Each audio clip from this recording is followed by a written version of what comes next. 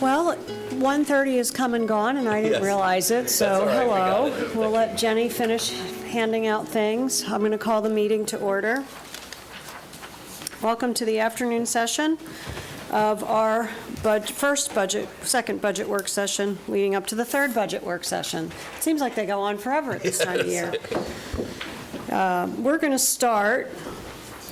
And Dr. Johnson, you owe this to me. We're going to start with you today because we always put you as the finish batter on this. And Darren and I spoke. I said, can we please move him to the front of the list this year?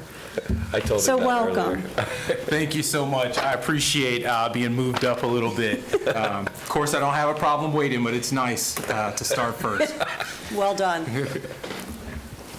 Well, thank you for the opportunity to present to you all this afternoon. Today, I'll briefly outline our annual operating budget projections and how the county's contribution continues to support public health here in Seminole County.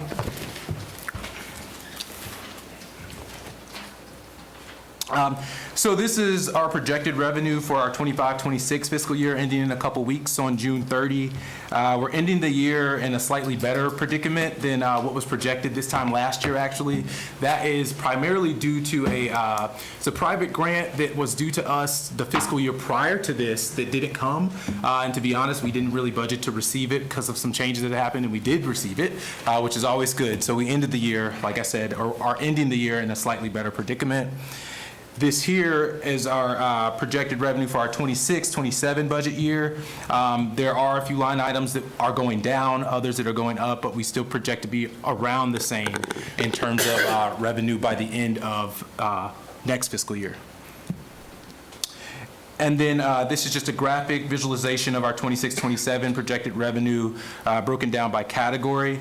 The county's core contract contribution and the integrated health services contract account for 9% of our overall annual operating budget. This is a 3-year budget trend. As you can see, we've kept expenses as flat as possible over the last few years. Also, even a couple years prior to that, we've tried to keep expenses the same, but to remain above that 5% cash balance threshold, which for us, we try to keep it between 5 and 10%. We are going to have to do some work to reduce expenses this coming year. So we are currently working on that diligently. Of course, this is acknowledging some of the changes happening at the federal and state level, and then possibly even the local level as well. Some of the things that we're already doing, we recently were delegated the private well program from the St. Johns River Water Management District. So that is a slight increase in revenue to the local county health department. But then there's some other things we're doing to reduce expenses. Our medical director is retiring in the early spring of 2027, and we're looking at a shared model with the Osceola Health Department. We may end up needing to hire a part-time, lower-level provider to fill in some of the gaps to the direct services she provides, but our medical director is really there to provide nursing protocols and clinical oversight, which would be able to be done over multiple CHDs. So we hope to save some money there and reduce expenses there. And then we are also really working diligently to combine positions wherever possible and identify staff that have expertise and skills that cross over multiple programs to reduce some FTEs possible this coming year. So this is, and I apologize for the error on this slide, the bottom it should say 25-26 budget request. This is our request for this current fiscal year. The Seminole County government's contribution to the Seminole County Health Department for the current fiscal year. So over the next few slides, I'll just kind of outline what we've been doing with your funding, how we've been making an impact with the funding here.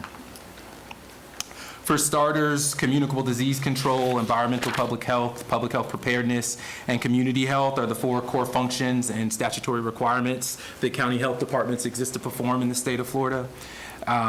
So Seminole County, the cash and the in-kind contributions support the provision of these services significantly. Seminole County's in-kind support, such as the 3 of the 4 sites that we operate out of here, as well as the vehicle and facility maintenance, support all of our programmatic operations. We've listed a few here. Injury prevention for us primarily consists of programming that prevents childhood injuries. We've given away 190 swim lesson vouchers to families, focusing on families with children on the spectrum. We've given about 30 pack and plays away since July, focusing on families, of course, that don't have safe sleep environments. We've also done water safety lessons for 80 children and 430 parents and grandparents through our injury prevention program. I also participate and we help lead the Child Abuse Death Review here in Seminole County. Our Women, Infants, and Children program, or the WIC program, has about 6,500 clients every month, or appointments every month, between the Sanford and the Castleberry locations. A few of those appointments are also virtual. On average, those clients redeem around $580,000 at certified WIC vendors here in Seminole County each month. Our Vital Statistics program is one of the few programs that we have that generates revenue. It brings in about $35,000 a month. It helps support the staff that administer that program, as well as other direct services provided by the health department. And our fixed dental clinic, which is separate, of course, from the school-based program that you all support. We saw since July 1,770 patients in that clinic. That clinic is primarily supported through Medicaid reimbursements. However, that doesn't cover the full cost of it, so there are some non-local dollars that we're able to put towards that. And the only reason we do that because we still see it as a critical need in our community. So that's mostly children and young adults ages 3 to 20 years old that go there. And there are some circumstances where we will see adults. We hosted the veteran stand down at the health department. Our dentist did see some of the veterans that were there, so that was nice that we were able to do that. Also, as you know, the Environmental Public Health Program is responsible for permitting a number of different types of facilities across the county: tattoo, body art, public swimming pools, mobile home parks, tanning salons, school cafeterias, septic systems. That is something that I've stood before you all and I've mentioned the transition of the septic program from the Department of Environmental Protection to the Department of Health. But at the end of last year, we did get a message basically saying that has been halted indefinitely, the transition. So there are counties in the Panhandle, as well as a couple on the northwest side of the state, who have transitioned the program to DEP. And then there are other counties in Central Florida, like ours, that have not, but we're in the process of doing so. We are in the middle of making sure that we're able to still provide those services to residents. Also, just being honest, to make matters a little more complicated here, one of our long-term employees who is known by all the septic contractors in Central Florida, I think she might be our longest employee at the health department. She actually passed away last month, and she was well-known, well-liked by our contractors, so it's a heavy hit to the community, I feel like, but also to programmatic operations. So we are getting assistance with our septic program from Charlotte County Health Department. Actually, they're helping virtually write some of our permits while we train some of our new staff to be able to do that. And then I'm always very open with anyone that has issues to be able to contact me directly if it's to a specific permit. And I know I hear from you all sometimes around that. So we're continuing to work on that, continue to move forward with environmental health. Our breast and cervical cancer prevention program provided 270 screenings, mammogram and pap smears since October. Something great about that program, we're able to drop the age down from 50 to 40 since people are being diagnosed much earlier. So that's been helpful. And then our public health preparedness grants allow us to do a lot, not the least of which is to continue to partner with emergency management and sheltering during the hurricanes with staffing special needs shelters. And actually yesterday we were able to participate with emergency management and Lair Elementary with a full-scale exercise for special needs sheltering, which was great given we have so many new staff. Of course, there's a lot of other programs not listed on this slide that through your in-kind support, you do support our childhood immunization clinic, our school health screening and education, HIV treatment and case management, family planning, several other programs. So Seminole County's government's direct services contribution, or that core contract amount, it goes to supporting some of our most critical services. These are areas that are mandated for us to perform, but they would function quite differently if Seminole County government did not support these programs in the way that you all do. Those programs include epidemiology, rabies prevention, tuberculosis or TB control, STD prevention, and clinical services. Our epidemiology team conducted 3,300 investigations of reportable diseases over the past year, well, since July. Of those 3,300 or so, 1,300 of them were related to rabies, which accounts for about 40% of all of the reportable diseases here that we are working with. And Seminole County is number 3 for rabies exposures actually right now. So that is something we're working diligently with animal services, with... He just said yes, did you have something to do with it? Yeah, it's all my district. District 2. Yeah. The great outdoors. Yeah, and it's some non-traditional exposures as well, school, after school. So we're working with some non-traditional partners as well, just to do some more education, emergency departments. And I mean, it sounds scary. It is Florida. A lot of times people forget we have bats. Maybe leave the raccoons alone, that kind of thing. But that is a heavy workload for our disease control staff.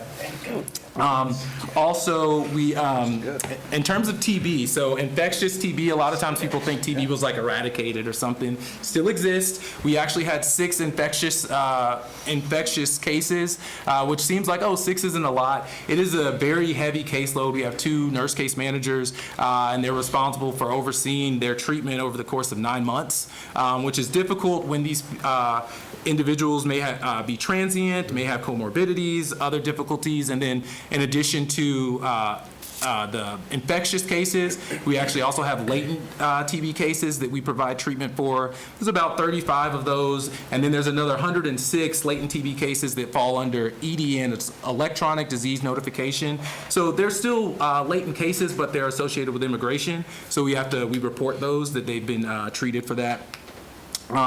Moving on, STD prevention. Our staff investigated over 1,700 cases since July. One of our critical public health benchmarks for the STD prevention programming is to, within 14 days, to get 90% of those individuals and their partners into treatment. And we are at 90%, so we're happy that we're keeping up with that. And again, this funding really helps us keep up with that because that's a critical indicator of being able to control the spread of infections like that. And then our clinical services that are mentioned here that are supported in part by this funding include physical exams, lab screenings for like high cholesterol, kidney and liver dysfunction, even prostate cancer screening. So over 2,500 services to about 920 clients since October were provided these services with the support of the county dollars. These special projects, these are supported by the health services grant, so the special grant from the county. These include the diabetes prevention education, dental sealant program, our integrated system of care, which is really like our mobile unit, and then nutrition education. Since October, we hosted 20 diabetes empowerment programs representing 5 full cohorts that averaged about 40 participants each cohort.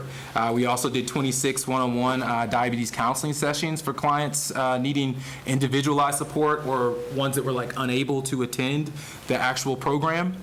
In terms of the dental sealant program, we were able to see since October 711 students at 15 schools. Altogether, we provided 3,100 services to them, and that included sealants, dental screenings, fluoride treatments, and cleanings. Since we did get that a slight increase in funding to put towards that, one of the things that we're able to do is provide these services over the summer, so we're excited to be able to start that and reach some of the kids that for one reason or another weren't able to get the parent consent in and things like that during the school year. So we hope to reach more students this summer. And then something else that we did just to measure impact, we did look at our 5th graders who we saw in 2nd grade. The 2nd graders who received dental services from us, we saw those services were 95% effective at preventing dental caries or cavities. So we're happy to see the impact that that program is continuing to have because of your support. Let's see here. The county grant funding supported 30% of all of our mobile clinic services through that integrated system of care. This includes services such as, similar to what we do in our fixed clinic, the labs, physical exams, and medical screenings. There are certain things we can't do on the mobile unit just because of the size in terms of procedures, but the grant supported 136 adult physical exams, 336 medical services, which are blood pressure, BMI, immunizations, 255 blood draws, and 25 mobile health service outreach events. Something also with that program we'd like to note is about 60% of the adults we do physicals on, we end up being able to link them to care, whether it's with us, Shepherd's Hope, or True Health, which is also great because we don't just want to screen them or diagnose them. We want them to be linked to care, to be able to stay healthy or become healthy. So that's been helpful. Also, with the blood pressure screenings, in some cases we found it to be life-saving because only about 30% of the screenings that we do for Seminole County residents were within normal range. Over half of them were at hypertension stage 1 or higher, and 3% of them, which was about 31 residents, were in hypertensive crisis at the time of screening. So either our nurse that was there or a family member that was already there had to kind of get them into care immediately, which is great that we're able to do that. Also, well, with that said, we've transitioned the nutrition program, one, to focus a little bit more on adults, but then to also focus on heart health and chronic disease prevention. And we haven't totally pivoted away from children. Through our school health program, we've been able to hire a registered dietitian who actually does one-on-one counseling with some of the students, the children. So we're able to use this funding for nutrition education for adults. We've had 153 Seminole County residents receive individualized nutrition education, and then 16 group nutrition classes that included 153 residents, and that we offer the On the Move to Better Heart Health program. Let's see, and then one other thing to note here, 90% of the class participants showed an increase in knowledge by the end of participating in that. So we're requesting to continue receiving that $807,970 contribution that supports our core public health services, and we're requesting $60,000 less than what we did last year for the integrated health services contract. We've just identified some internal efficiencies that would allow us to reduce the requests but still not reduce the number of services provided. That's a part of us combining positions and looking to see how we can just continue to do things more efficiently. But with that, that's all I had for in terms of my presentation. Thank you. Thank you. Thank you for a great presentation. I do want to turn back to, I think it was page 82 in the document, and just get on the record what year that was. I think that's 26-27. Do you all agree? No, this is fiscal year '26, and then if you go ahead, the next budget is fiscal year '27. This is fiscal year '27. Yeah. I'm sorry. This is fiscal year '27. I apologize. Thank you. Okay. All right, as long as we're good for the record, I just want to say a couple things. Number one, I just love the outcome-based measurements that you're doing that report back the results, the kids in second grade versus fifth grade, and the success rate with that. It really does make us feel like we're making an investment in the people in our community that need an investment. And so I do appreciate that you bring all of that to the table, do it in such a short amount of time, and that you requested less money than last year based on building efficiencies and delivering the same amount of services. So I'm looking at the team behind you and saying thank you to you, to the entire team, to you as well. And we are very sorry for the loss of a long-term employee for you. Thank you. Commissioners, anything further? Yes? You mentioned that the health department is responsible for investigating, was it infant deaths? Or did I mishear you? So no, the health department manages the child abuse death review. Was that what you were? Death review, the Yes. child abuse death review. Yes, so that. Can you explain that, what that is? Yes, so that is actually chaired at Kids House, and an employee there is actually the chair of it. It is a Department of Health program that's within every judicial circuit across the state. I'm not sure the history of it, but for some reason our judicial circuit is split, and Seminole County has its own CADR. Thankfully, we don't have to meet as frequently because because we don't have the number of deaths that some of these other judicial circuits do. But what we do is we meet and we review all of the deaths that are potentially related to child abuse. We, as a group, decide or determine whether or not we think the death could be prevented.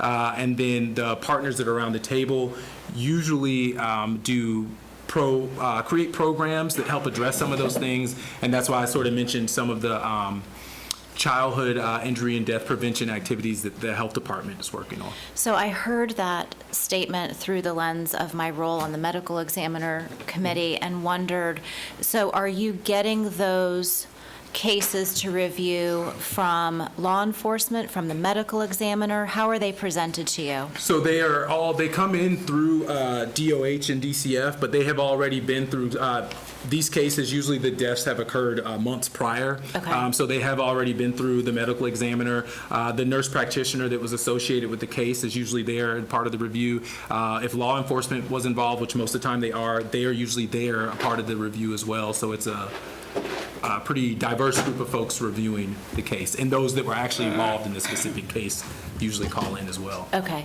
and I'm assuming that, I shouldn't assume anything.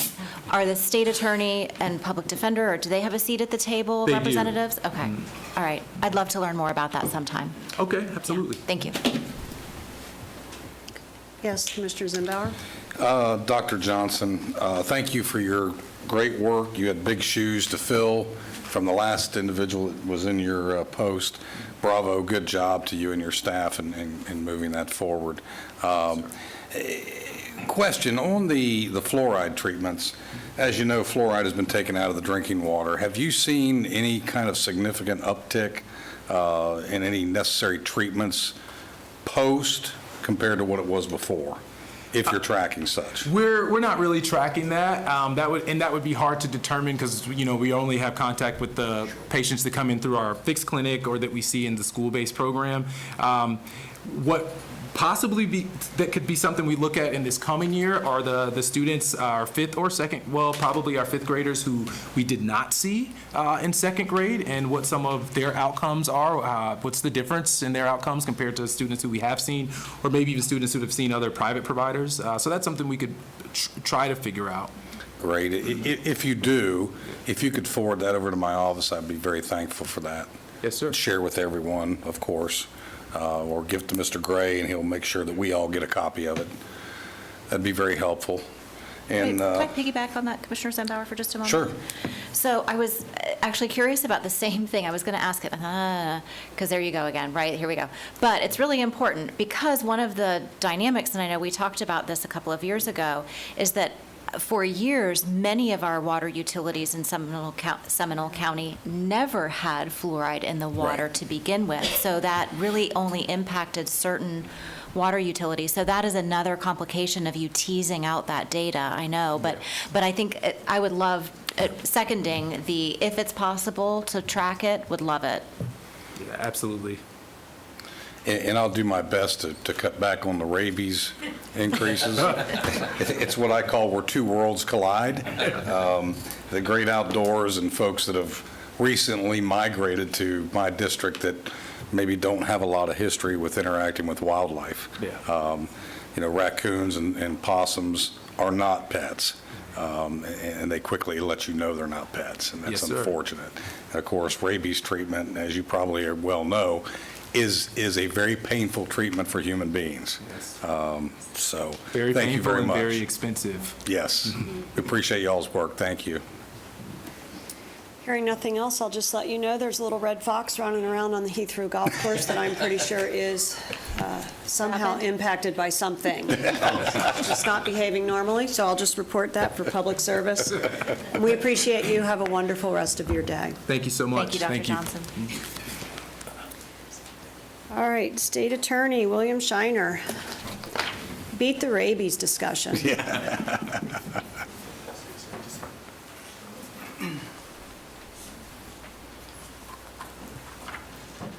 Good afternoon, everybody. Afternoon. Good afternoon. So I'm going to cover a couple of financial slides before we get to the question. The state attorney's proposed budget request is $763,000. This is paid out of the Article 5 fund. However, dedicated Article 5 revenues do not support the total cost of services, so a transfer from the general fund is required. The true state attorney's funding is 36% from Article 5 fees and 63% from a general fund transfer. There's no county positions in the budget. However, these funds support the cost of 1.5 state FTEs. The total proposed budget is increasing 3% from $741,000 to $763,000. That concludes the presentation. Good afternoon, everybody. As I said, thank you for being here. I was here last year before you all, and I asked for a rather significant increase relative to what has been previously asked for. I'd like to provide an update on that. We have been what I call affectionately moving into the 21st century as an office with digital media and computer services and computer equipment and case tracking systems. We are fast moving forward to being one of the cutting-edge offices within the state of Florida, having one of the better case tracking systems and evidence tracking systems that will allow us to share our information efficiently and quickly and accurately, not only with our law enforcement partners, but with the people who engage in discovery, so the public defender's office and the private bar who practice criminal law here in Seminole County and in Brevard County. And so for that, I thank you all for your efforts in helping us champion that project. And as promised, I'm not asking for anything more this year than COLA for my staff, the 1.5 staff members that we have. Thank you. Great. Good presentation. That was easy. Yeah, that was, what are the 1.5 employees? They work on digital media and digital evidence, and it's split between the circuit. So Brevard County carries half of them, and then you guys carry the other half. And so they are either digital media specialists, IT positions, or support. But the vast majority of them, and the significant increase that we've seen, has been our efforts to import. You saw this presentation probably 2-3 years ago from the Sheriff's Department, the Axon and digital evidence and body camera growth. And so for every officer that has that, I need someone that can import that information. And so we've increased those positions as a result, both under Mr. Archer and myself. So. Thank you. Any questions? I just have a thank you. Related to our ongoing work on the medical examiner facility. I cannot be more grateful for your support and your team's support in helping us to tease out. I've used that phrase now twice. Let's start a game. How many times will I use the phrase tease out today?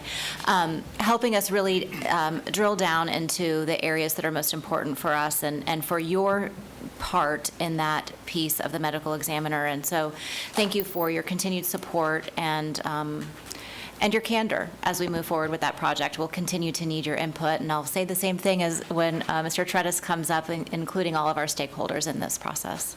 And I would echo that back to you. I appreciate a seat at that table and the open conversation and the collaboration that is present not only here in this room, but across this county as it relates to both public safety and moving things forward in the right direction. So I appreciate that. Thank you very much. Have Thank a you very wonderful much. day. You guys have a great day. We Thank you appreciate for the what work you do. Miss Amber Patrick, Guardian Ad Litem Program.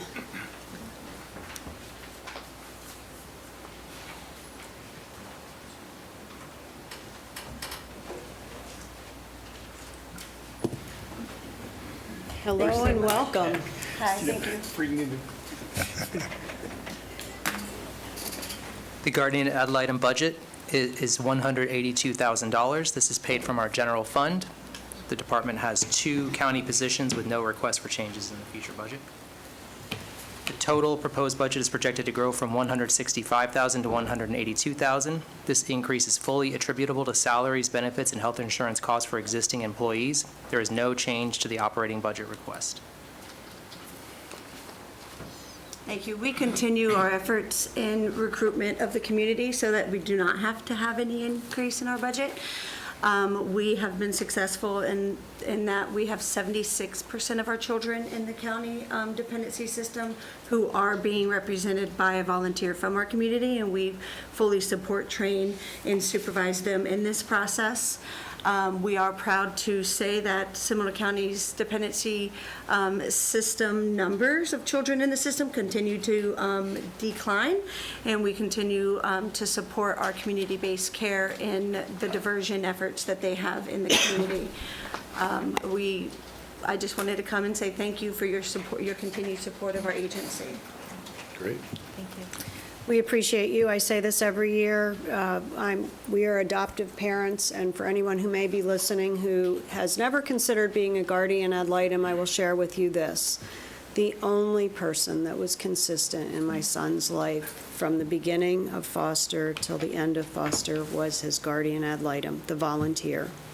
Paid employees rotated, all of the rest rotated, and it was a game changer in terms of getting him to the right place. Thank you. You're welcome. Commissioner Zimbauer. Thank you, Madam Chair. I would argue that it's probably per capita some of the best money we spend. This sets the future for those children, saves the taxpayers a great deal of money that otherwise would need to be spent should these children not find their way to a good place. So thank you very much for all the work you and your volunteers do. Appreciate that, sir. Good. Thank you. All right, hearing nothing further, Thank you. you're out of the barrel. Thank you very much. Keep doing the great work you're doing. Thank you, ma'am. Take care, Amber. All right, we are at the public defender portion of our program. We'll have Mr. Blaze Tredis.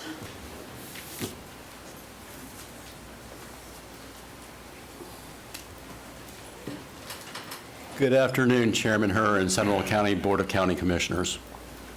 The public defender's total budget request is $275,000. Funding is 36% from Article 5 fees and 63% from general fund transfer. There are no county positions in the public defender's budget. The proposed budget is increasing 2.8% from $267,000 to $275,000 over the current year. Thank you. This slide is a slide that I presented, and what it shows is the funding from Seminole County for the last 9 years, and the actual funding is the green color. And as you can see, there was a steep drop-off in 2023, 2024, in which I was able to reduce my budget by a very large amount. The blue part of the graph shows what my budget would have been had it increased by the statutorily required amount of 1.5% per year. And that is in the Florida statutes, and there is a pretty hard enforcement mechanism within that statute. Fortunately, I've not come close to raising my budget by that much, and as you can see from the graph, my budget now is less than it was 9 years ago. So I enjoy working with Timothy Jex, Budget Director. I'd like to thank him for his great work that he does, and I'd also like to thank Financial Administrator Wendy Villes. They both do a wonderful job coordinating with my office, and I appreciate the work that you do. That would conclude my presentation unless there are any questions. So I do have a question. What do you attribute your miraculous budgeting to? I would attribute it to we've had a decrease in crime. Actually, I think more so what it is I shop around for vendors and do I think a very good job at that. And when some vendors, think they can just increase, and you know what, you're free to look around and go to different vendors. And secondly, I think a major part of it is storage of data. I think you have to look at it like on a triage basis. I don't need data from 10 years ago. I need data stored on cases that are current and maybe a year or two closed. But I don't need, years and years of data at expensive storage rates. So I've also focused on that. And I attribute it to those two things, Commissioner. Interesting. Can you teach a class on that? Yes, that's what I was going to ask you. That might be helpful. I've got a question. Yes, Commissioner Zimbauer. With your old case files, going back 10 years, 8 years, whatever it is, Have you deployed technology to preserve those, or? Yeah, they're preserved. It's just, Okay. it's much less expensive than having instantaneous access. Got it, okay. Right. I wanted to make sure I understood the Okay. mechanism. Great, Right. good work. Thank you. Thank you. Right. Well, thank you. Have a great day. Have a good rest of your day as well. That brings us to Clerk of the Court and Comptroller Grant Malloy.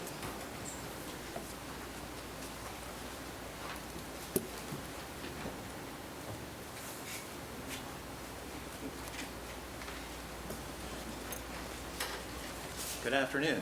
Good afternoon.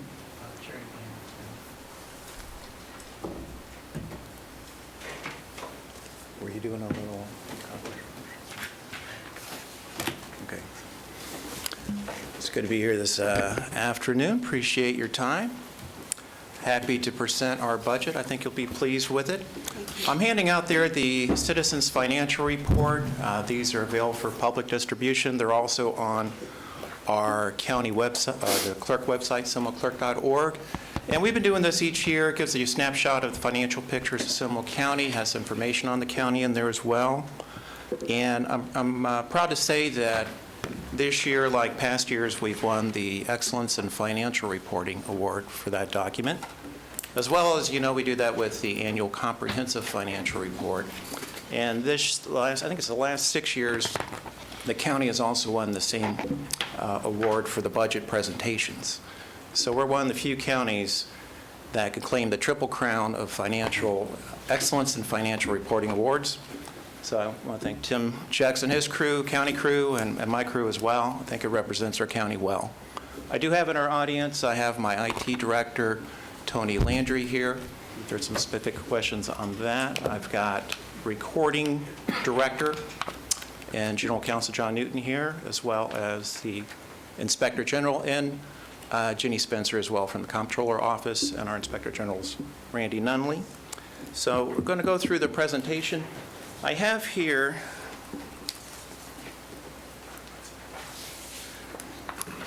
before I get started, I know early in the budget cycle there was a request to keep increases below 3%, I believe, and we worked very hard. And I'm pleased to say that we're coming in with a budget that's actually smaller than last year.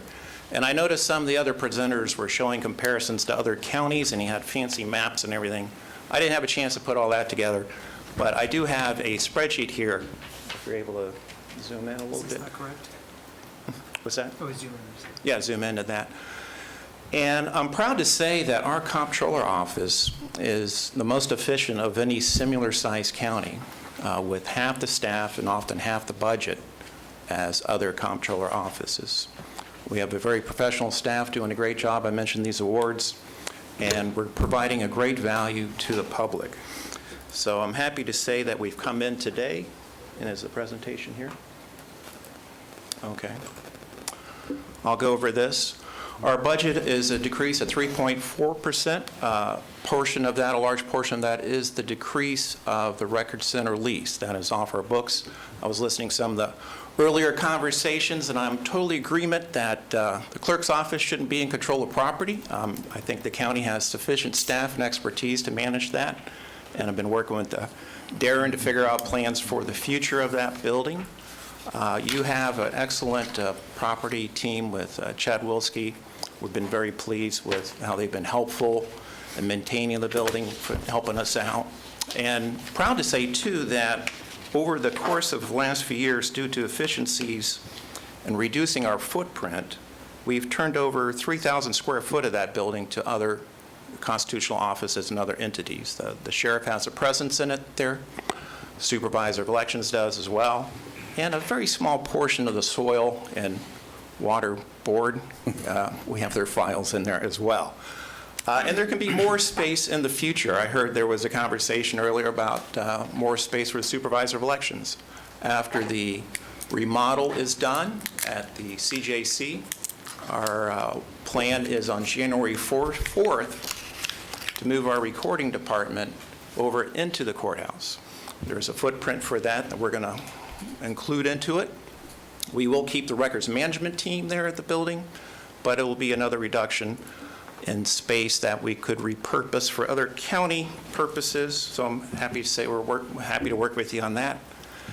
And on the other side, too, with the efficiencies on the court side that we've done, going paperless, getting rid of paper files, that has reduced our footprint by 24%. So when you add it up, it's about 17,000, I'm calculating, 687 square foot of a smaller footprint due to efficiencies in our office. So our budget goes down by 3.4% per year. This gives you a snapshot of where the percentages are. And it's important to note this mainly funds our constitutional responsibilities of clerk to the board. As you know, my team's here every meeting keeping track of the votes and the documentation. We also are the comptroller and the independent auditor, and there's a small portion of recording services in there too. This gives you a breakdown of where those expenses go. I think I need better glasses. Let me look at mine. Which you see the corresponding 3.4% reduction. This is a breakdown on the FTEs. We have about the same FTE headcount of 37. Again, that is about half of comparable counties that have 70 to 100 different employees in their comptroller team. We're providing great services, and again, I'll cover some of these efficiencies. I mentioned the efficiencies that have occurred through paper records. Everything is fully electronic now, which has led to a lot of the reduction in space, which really came in handy during this remodel process. If those paper files had been full, and we had the same system, it would have been a nightmare to move all that out. But we had to clear out every square foot from CJC. We have a temporary workspace over in the old jury room, and that, thank goodness, we were paperless. Ironically, some of those rolling files there were repurposed by the new District Court of Florida. So we were also able to recycle some of these. They were happy to get them. I was happy to get rid of them. But a lot of those were repurposed for the new District Court of Appeals that the state of Florida created a couple of years ago. A little bit about behind the scenes. We have most cases come in electronically, as you're aware. Our case maintenance system provides paperless workflows. We keep adding that to reduce the amount of employees needed to handle documentation.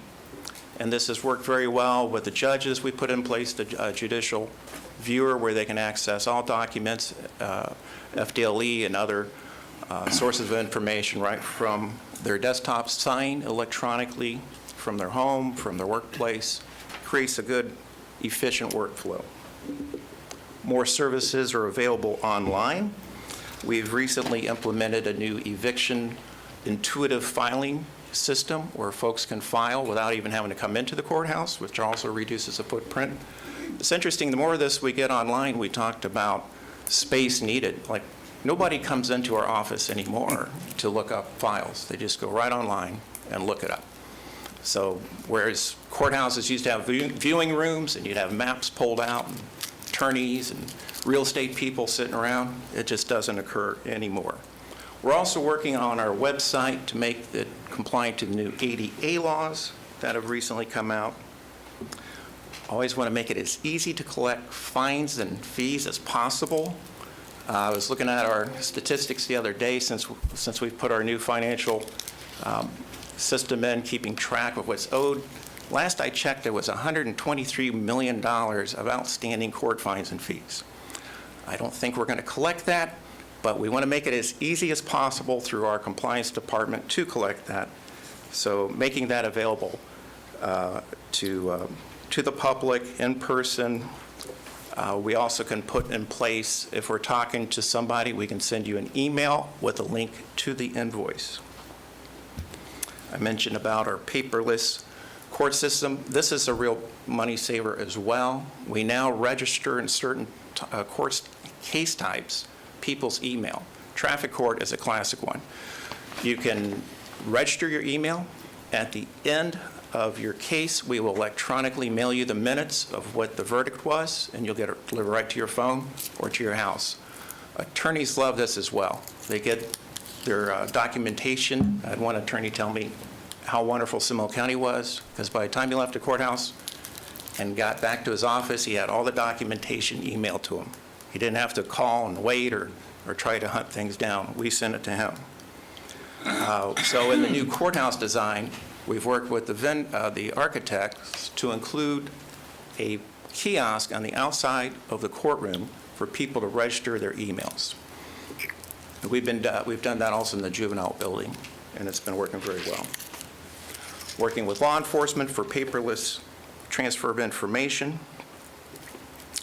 Electronic case initiation.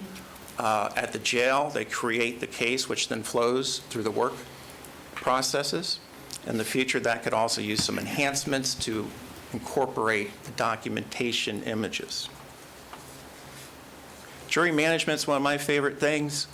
We've got the system going so well, we reduced the show-up time by 30 minutes. We were able to shrink it down to give people 30 minutes longer to sleep before they had to come to the courthouse. And I heard talking about the guardian ad litem here. One of the things we were doing was collecting information from jurors if they'd like to donate their jury funds to guardian ad litem and Safe House of Seminole. That's allowed by state statute. And we were I think over the 2 or 3 years, we collected about $20,000 in contributions for those two charities. Not huge, but it adds up. We went to be efficient, and this is an example, sometimes efficiency doesn't always work, but we went to an electronic payment card from a vendor that was to reduce our cost of postage. And what we found out is it was not a very user-friendly system, and literally nobody was donating to the two charities. So we switched back to checks for now, but one of the things we're going to do is, we're working on this now with a local bank, is to create a Zelle payment system with a web interface where the first question asked is, do you want to donate your jury funds to the guardian ad litem or Safe House of Seminole? So we really believe that we're going to generate a lot more donations from the public. We have, I mentioned the do-it-yourself evictions earlier, the public access to records. I kind of jumped ahead of myself there. We're one of the few that created our own electronic certified document system. We have 2 other counties that have used it as well. And that creates a great service for people and they're widely accepted now, to get electronic certified. They actually are more certified than the traditional certified document you get at the courthouse, the way it has a lock on the PDF plus a seal on every page. That is something we'd be able to do and save money because we don't use a vendor for that. It also allows state attorney and other offices to come directly into a queue to grab their documents and not have to walk into the courthouse and stand by our counters and request it, such as the old days. Traffic hearings, I've been working on that a lot. That's put a big strain on courthouses. We have, our calendar was getting booked out several months in advance. We ran into some issues with judges with the speedy trial. So a couple things we did is, one is we created a no contest plea where people can file a no contest, which goes directly to the traffic hearing officer, and they'll make a determination without you having to visit the courthouse. So that was something we put in about 1.5 years ago. It's helped reduce about 1,000 people a year coming into the courthouse. And we're also switching to a two-step process like Volusia and Orange County has, where you would come in first for an arraignment to plead no contest, and then move on to a trial. This also helps reduce the cost to law enforcement, who generally don't like showing up, sitting around all afternoon just to testify in a traffic case. This kind of helps streamline the system, make more efficient use of law enforcement, court clerks, hearing officers. That is a new efficiency as well. Let's see here. Online foreclosures. We switched to online tax deed auctions and foreclosure sales. Online creates more transparency. It allows more people to bid on it, and it reduces the workload on our team because it's all automated. We also recently, in the last year, have been getting electronic documents. Since the tax collector updated his system, it talks directly to ours and sends that tax deed information directly to us. In the past, we had to scan things, enter it manually. That's been a huge efficiency.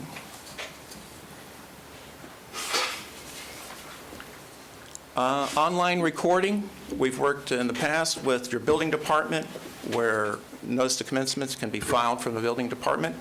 We also just recently created a direct e-recording system where you can go right to our website and record simple one-page documents. That's really been catching on. And the easier you can make it on contractors to do business, I think the better it is for Seminole County. Expanded on, we're one of the few counties that has a fully integrated online marriage license system, which has been very popular. I always like to tell a story. There was a couple from England that bought a marriage license right here in Seminole County, and they were going to go get married at Disney. So they bought the marriage license online, and then they flew into Sanford, or I guess Orlando, Sanford, I think it was Sanford, and they found out how much it cost to get married at Disney. So they came over to the courthouse to get married, and then they drove down to Disney for a vacation. We also had a local official in another county, I won't name, but he called me up and says, hey, my daughter lives in Germany. She wants to get married, but she's coming on a Friday, leaving on a Monday. How's she getting a marriage license? And I told him, I said, well, she can buy it online, have it available, get married and just record it with us. You don't have to go into the clerk's office. He was totally thrilled and did not buy it from his county. He bought it from Seminole, so I was happy with that. So anyhow, I try to make this office work like Chick-fil-A. What can we do to serve people and make it easier? So most of our recordings we do same day. Same with court documents. We have a very good team, one of the fastest in processing things. We're also looking at AI for auto docketing and auto redaction. That will help efficiencies in the future as well. And let's see, I think I'm about at the end. I jumped ahead here. But in essence, always looking at how we can do things more efficiently.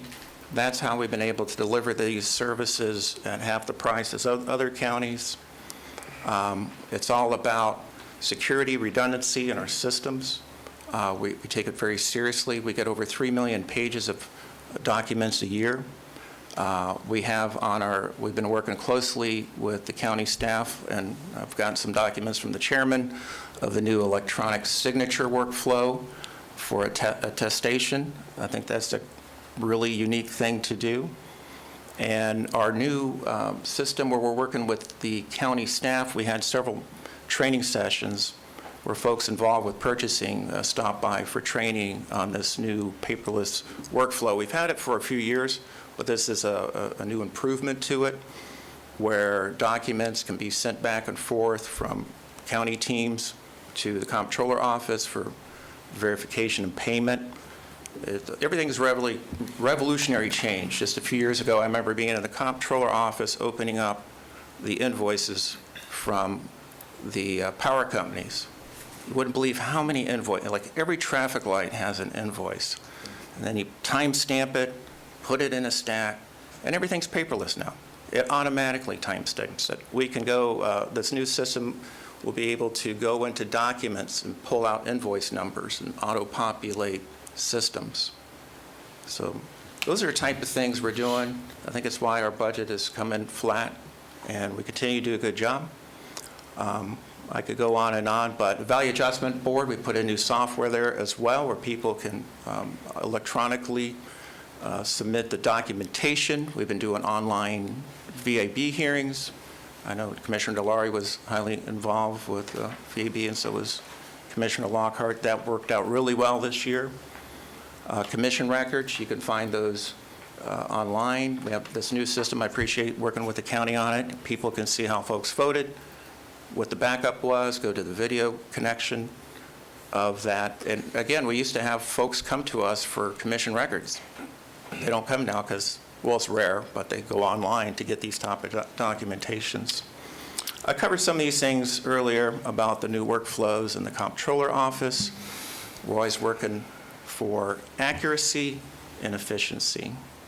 On our data, this goes way over my head, but as you go through the system, you know, in the old days, the J.D. Edwards was on a server in the civil courthouse without generator backup in a room on the first floor with a window and a building that flooded. So today, it's totally revolutionary. In fact, when we get a hurricane, we'd have to shut the thing down and cover everything up with plastic in case the roof leaked, which it would occasionally leak over there. Everything's great now, working with the county, and we have a great IT team in the clerk's office. We have redundancies. We have a backup server here. Of course, we have the ones down at the courthouse. We have 9 redundancies in secret locations.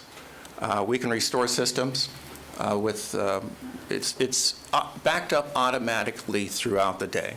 We can literally go to the second to a previous screenshot of what had happened, just in the event that something goes haywire. I kind of covered it there. So anyhow, that's a little snapshot of what we're doing. You're always invited to come by, take a look. It's a little messy right now with the remodeling going on, but come November, I sure hope you all come take a look at the whole new setup there, smaller footprint and more services. That's my presentation. Happy to take any questions. Commissioners, any questions for our clerk? Yeah. So when you mentioned donating the equipment to the newly created circuit,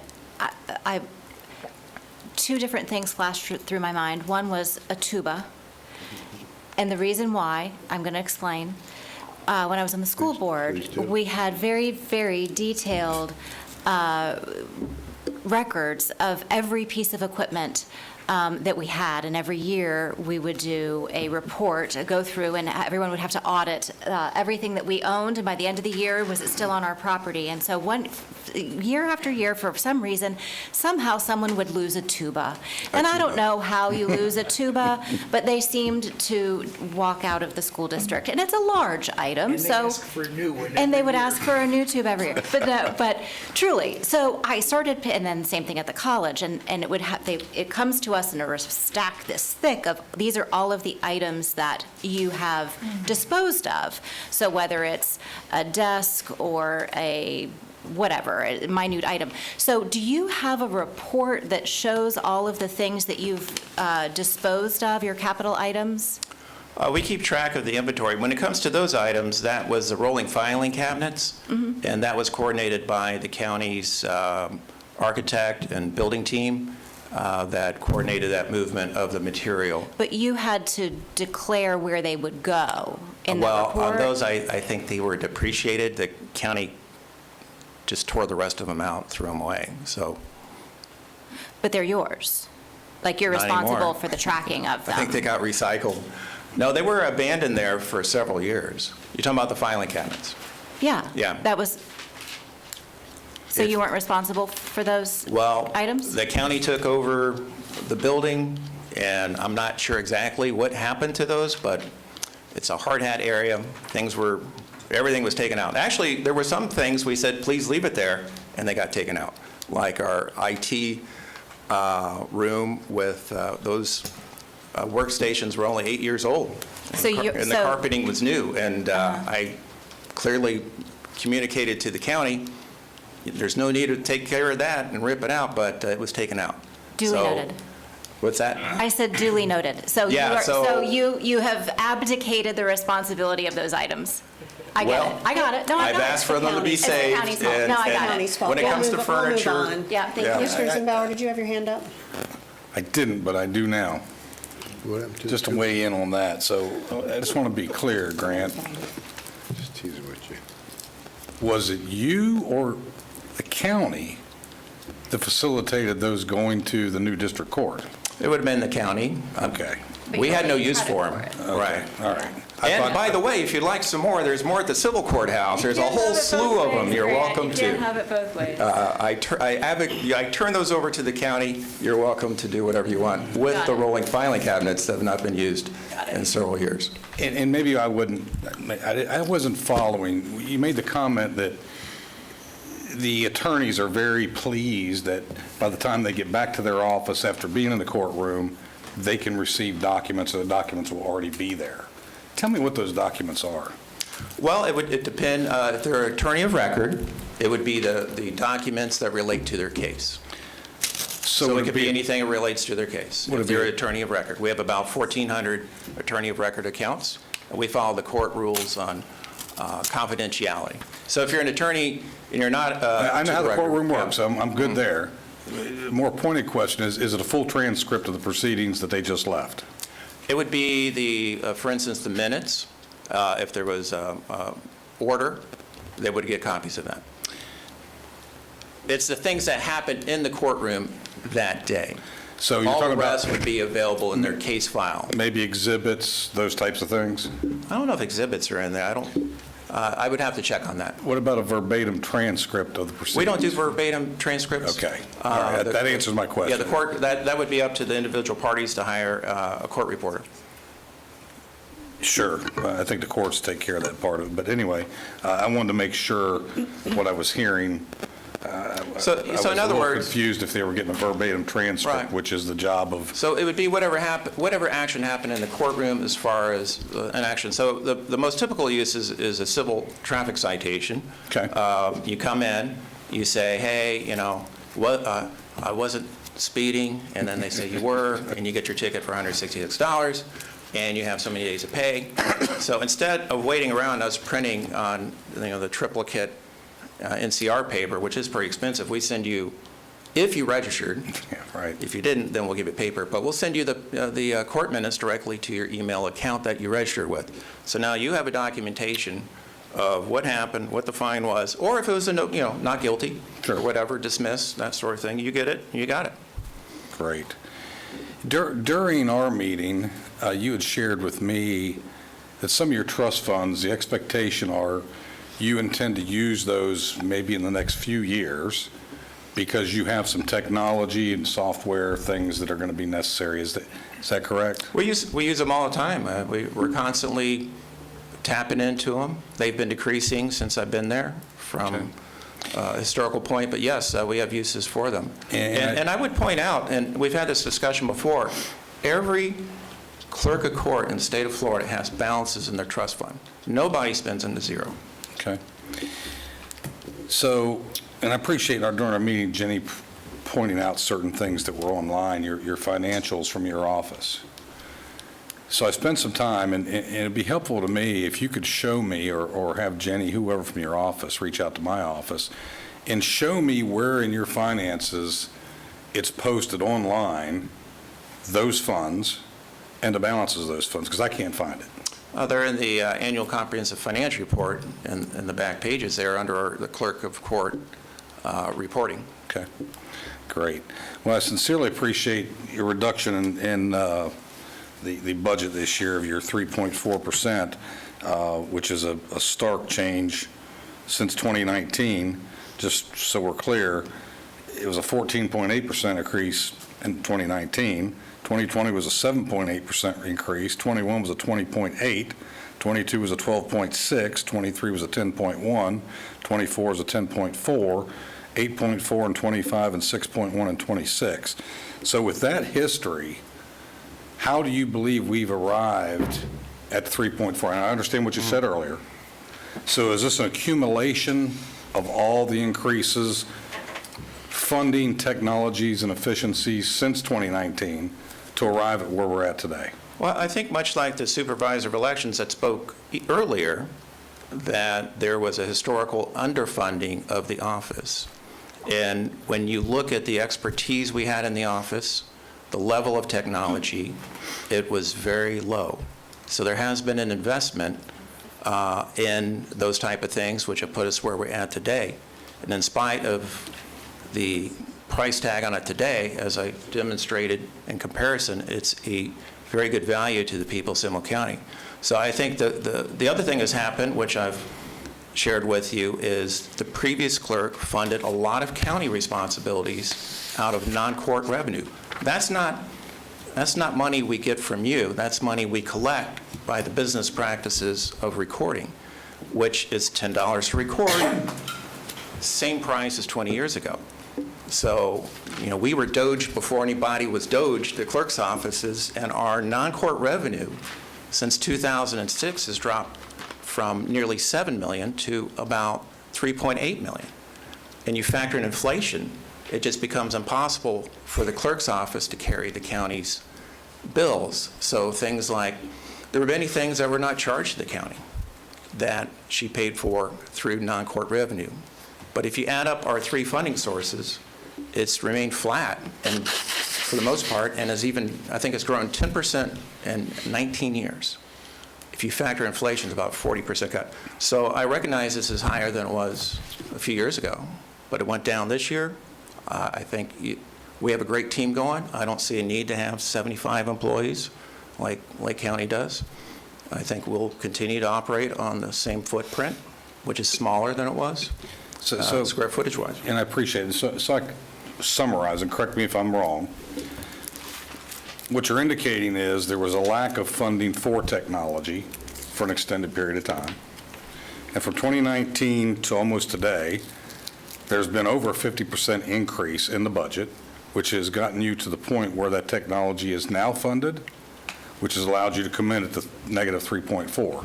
So are we at a technology level now where you believe the efficiencies are, and they've been funded now since 2019, so that moving forward, notwithstanding any changes at the legislature or any mandates, that this is something we should be seeing? I'm not sure if I understand your question. When it comes to technology, there's a lot of moving parts to it.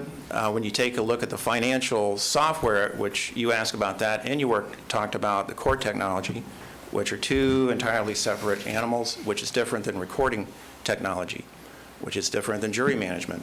So there's different technology costs going on there. I can assure you we do everything to do it efficiently, reasonably. I think I showed you a lot of these improvements we've done. We've done virtually at no charge to the judges. And I'm not saying that that's the case. So I can't really predict what's going to happen tomorrow. Sure. But right now, the J.D. Edwards software support is continued out for the future.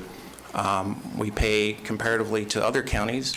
We have a good bargain going on right now, but if that were to change down the road, it could definitely change. Of course, and I think that's what I just indicated, but let me just try to summarize it in a smaller, more direct point. You had indicated just a few moments ago that the lack of funding is what resulted in why these increases have occurred since 2019 till now.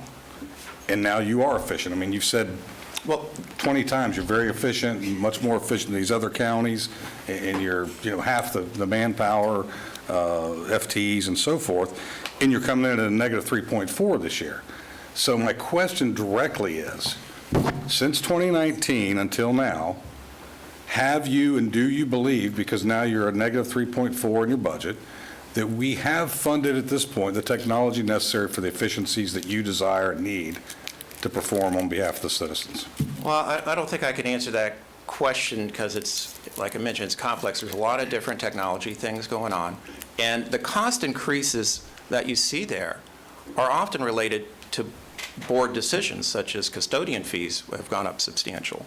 We've put in place new softwares like the Payment Works for payment validation. That was verification validation. I think that was about $87,000 a year, which protects the transfer tax funds, because we run any type of payment through this vendor that checks several data points to make sure it's not a fraudulent transaction before we send it out. There are a lot, having more CPAs and more accountants on board to do the job that Sure.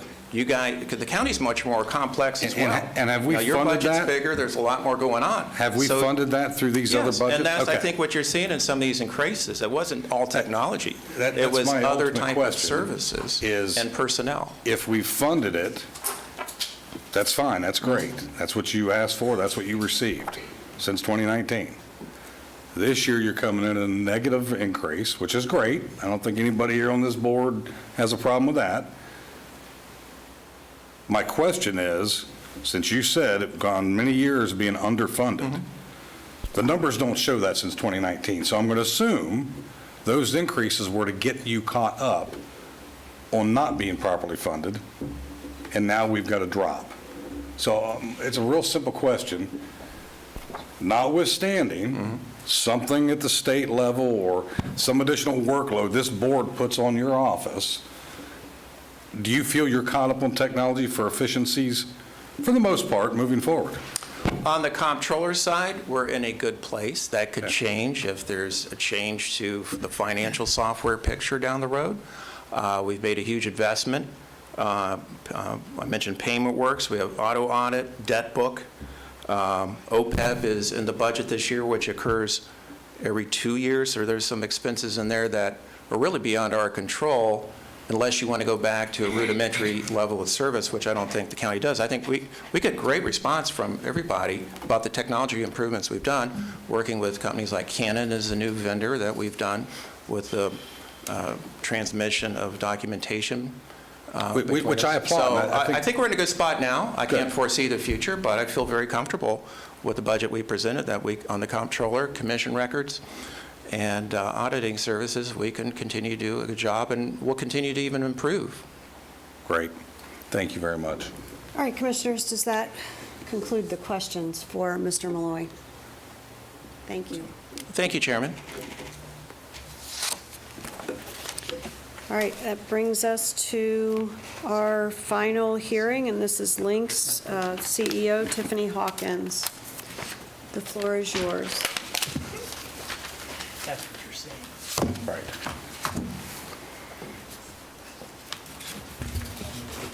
Elephant in the room. Good afternoon, Madam Chair, Commissioners. Hello. Thank you for having us. Good afternoon.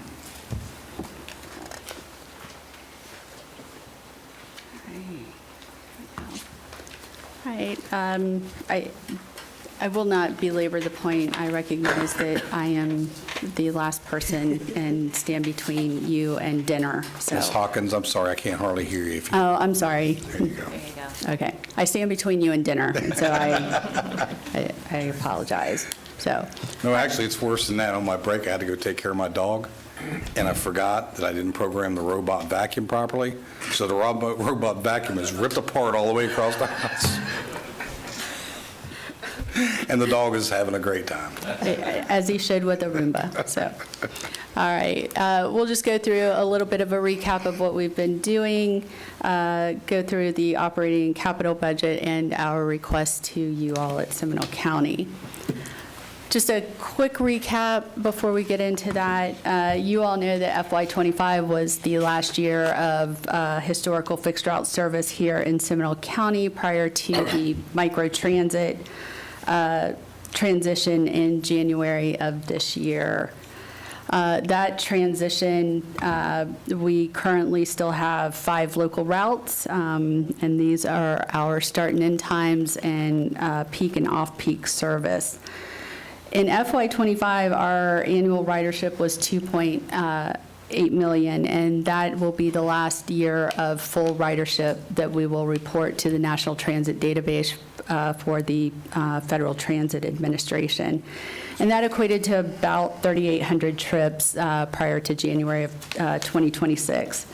Currently, we are, with the routes that are still providing service in Seminole County, about 1,600 boardings per day, and that is according to our automated passenger counts that are on the buses.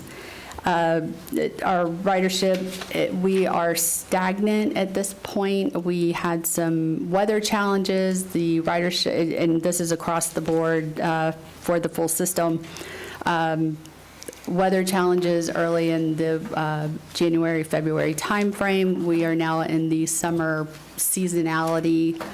School is out, et cetera. So we are digging into that. Beginning in January, we started the shelter removal process, and so I am happy to report that we will not be talking about a cost to exit this year.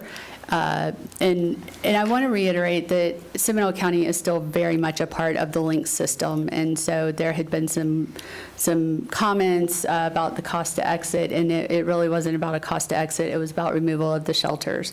So we removed 120 shelters, 124 trash cans, 81 bike racks, 31 bike racks and 84 benches. Just a note that you will still see some benches throughout Seminole County. Those are not Link's benches. Those are private advertising vendors, et cetera. So those are not ours. And I do want to thank the county manager and your Public Works Department for assisting us in removing 400 bus stop poles and signs and helping us get that recycled. Currently, we are rehabbing the shelters at the 3 Sunrail stations, Altamont, Sanford, and Lake Mary. Those had been previously scheduled for rehab prior to the microtransit transition. We are honoring that obligation, and that is being completed, and I think they are about 75% completed with that. Once the shelters are rehabbed, those will be transferred to FDOT, their asset management, and then, as I understand, there will be an agreement between Seminole County and DOT for the maintenance of those shelters. Moving on to some highlights on Access Links. In FY25, the trip count was about 125,000 trips, and those are your ADA and TD paratransit trips, Americans with Disability Act, and transportation disadvantaged.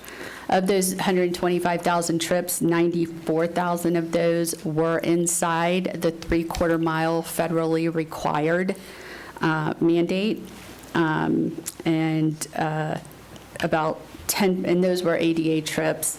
About 10% of those were outside of the 3/4 mile, and the remaining approximate 30,000 were transportation disadvantage program trips. So in general, we'll go to the budget overview. Links is maintaining the FY26 level of service in our assumptions, as well as the no fare increases pending a ongoing fare equity analysis that is being looked at system-wide. Funding partner contributions based on the recently amended funding model formula policy. Fleet replacement, and passenger amenity programs and facility improvements. Moving on to the operating budget overview. The overall operating budget is increasing by 4.53% over the FY approved and amended budget. If it weren't for some of the Orange County projects that we are doing in the iDrive area, that increase would be 3.46% overall. This does reflect a $2 million reduction in 10 positions that are currently frozen but not funded. So we will keep the head count but not fund the positions. Our FY27 operating budget revenue proposal is customer fares increasing by about $914,000, and the majority of those customer fare increases are on the paratransit side. A significant change is interest and other income decreasing by $1.9 million on fixed route side, and this is as a result of spending down the budget stabilization fund and the long-awaited anticipation that interest rates are going to drop. We just have not seen that in our experience yet. State revenue is decreasing by $600,000, and that is a direct result of the state reducing the state block grant. Local revenue is increasing by the $2 million that I previously mentioned with the Orange County iDrive project. And just you all know this from every year that we are here, the majority of the Links budget is funded with local dollars. 92% of that local funding does come from property tax. It is not lost on us on the conversations that are ongoing throughout this region and throughout the state. So we're all attuned to what will be going on and looking at what routes would have to be cut if that is in fact the case that happens in November. So our operating expenses are increasing about $197,000 for salaries and wages.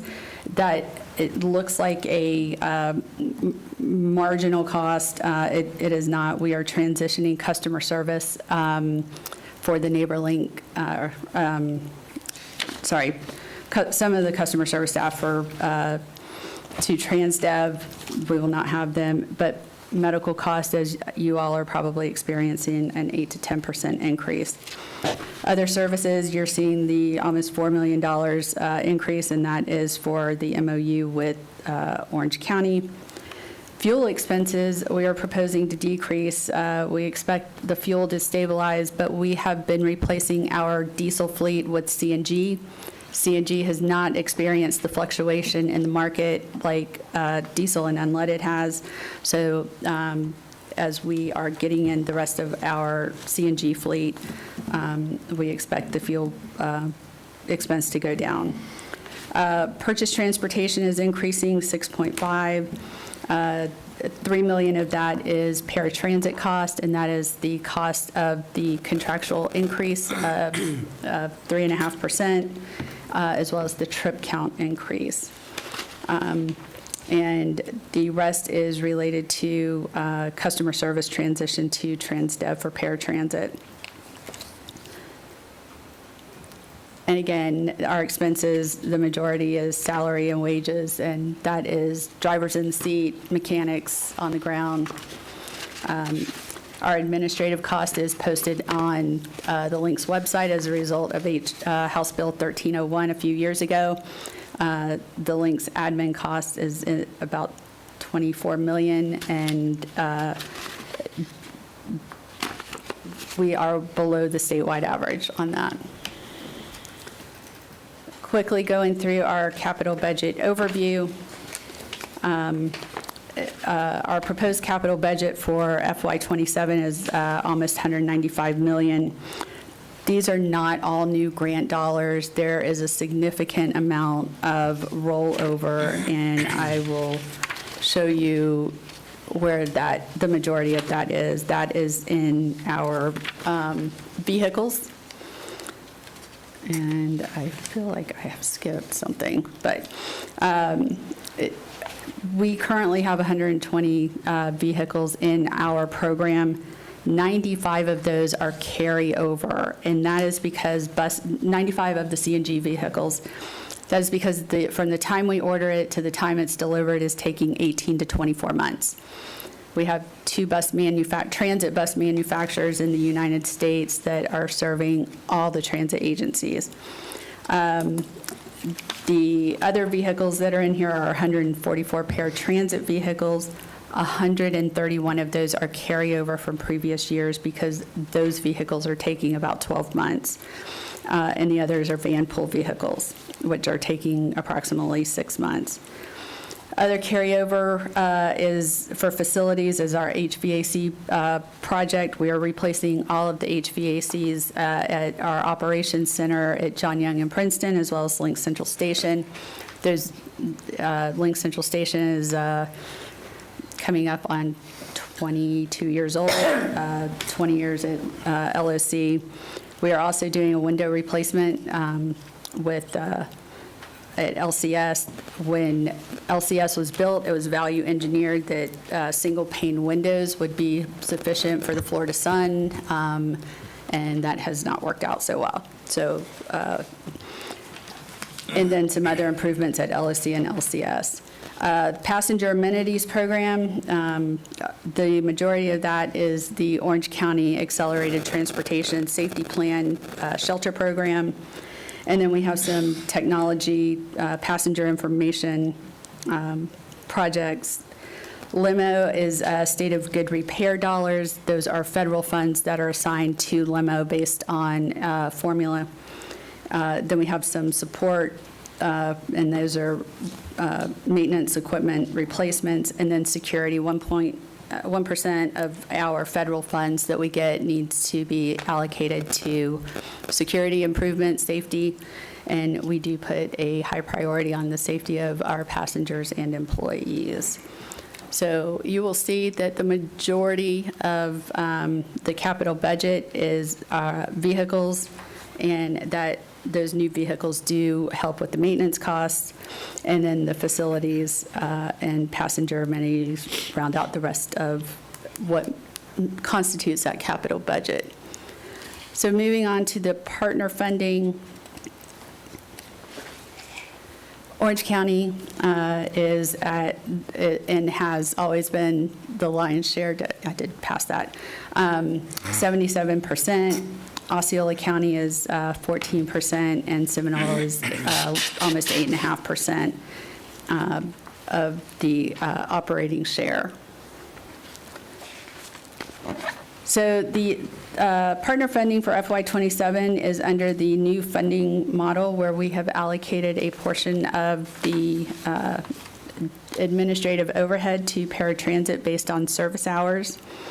And the operating contribution increase for FY27 is 14.35%. For Seminole County, this is 1.68% over FY26. Capital contribution is the $3 per service hour, and so Seminole County's contribution that we are requesting is $125,000, and that is based on the service hours that you all have on the fixed route here in Seminole County. And so our total ask of Seminole County is $11.7 million, and again, the total contribution increase of 1.03%. So I know I went through that pretty fast, so happy to answer any questions.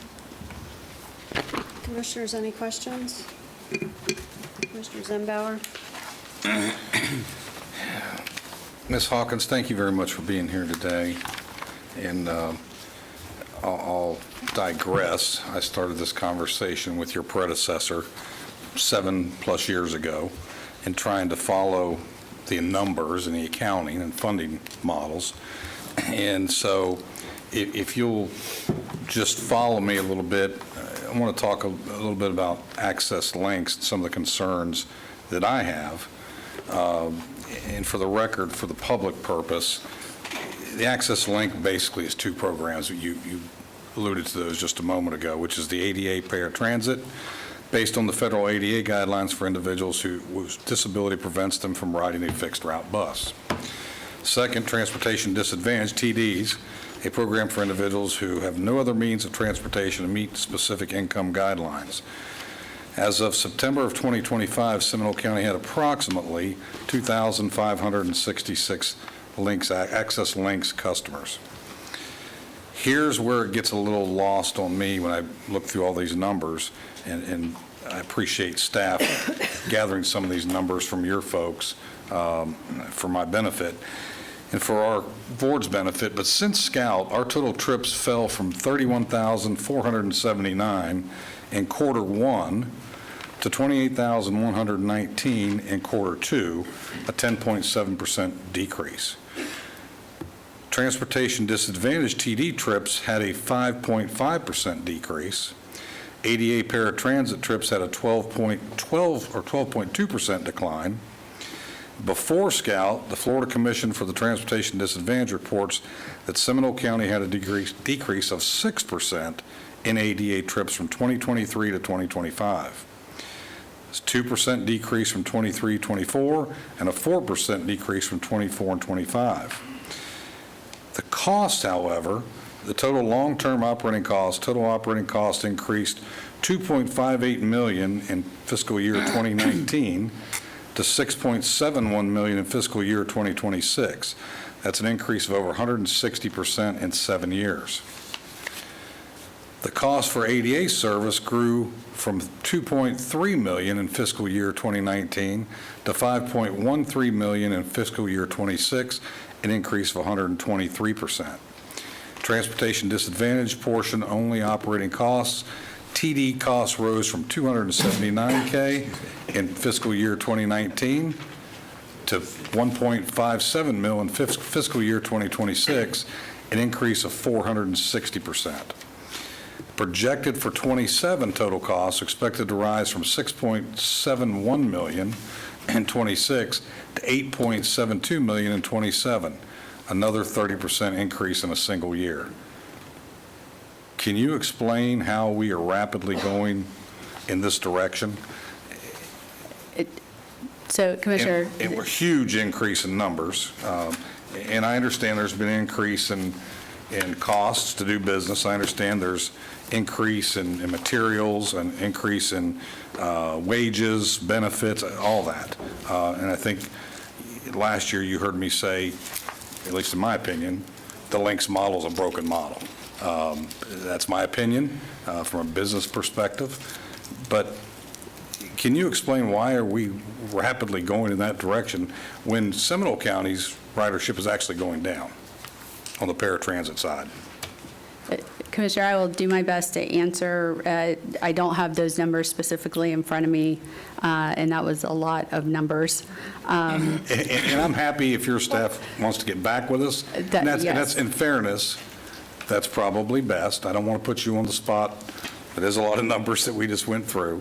But in addition to that, I have a report from the Florida Commission on the Transportation Disadvantage, which I don't quite follow because it's my understanding from them, this information is supplied by links to them for a report to be generated. The complimentary ADA ridership in 23 from Seminole County was 80,750. In 24, it was 93,775, increase of 13,000. From 24 to 25, it went down to 63,580. On the paratransit side, 23 was 46,356. In 24, it went down to 30,348. In 25, it went back up to 55,855. And why those numbers are important to me as I look through this, there's a lot of numbers on these reports, but my forensic training, when I go through documents and see this kind of information, tells me something's wrong. It may be the numbers being reported, it may be an error in the report that was put together, but it brings me to a theme that I've continued to struggle with your predecessor, and ultimately I just surrendered because I wasn't getting the information, which is who from Seminole County is riding in their customers on the paratransit side, and can they actually be identified? That I can answer, yes, they can be identified. They are registered. We know exactly when they are picked up, when they are dropped off, what days they use. We do have that information. Okay. So it would be interesting to know how our costs continue to increase when ridership has dropped and why the state reports indicate such a fluctuation in the reporting or the numbers that Seminole County customers are utilizing. So if that's something, and I'm happy offline to work with your staff, give you the details. It's a lot of stuff that was covered, but our costs, even with revenue replacement, is going through the roof.